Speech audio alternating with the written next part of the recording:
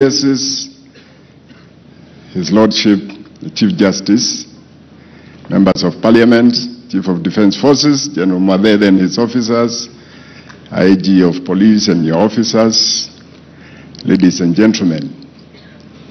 Mimi nimesimama hapa kuwakilisha marafiki wote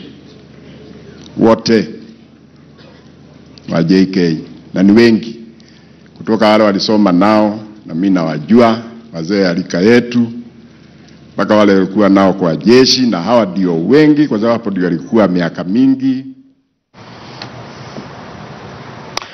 Well, if you're just joining us, those are live pictures coming our way from Bisil, that is in Kajiado, the hometown of the late Interior Cabinet Secretary Joseph Nkaissery. Of course, that is the burial ceremony of the late Nkaissery that is still underway, and some of the people speaking there are his close friends who served with him in the military. President Uhuru Kenyatta, his deputy William Ruto, senior government officials, the opposition leader Raila Odinga, among other dignitaries who are there in this final send-off of the elect minister. For now, we'll take a very short break, but Michelle Ngelo will be coming up next with KTN News Desk. Don't go too far. We'll be right back.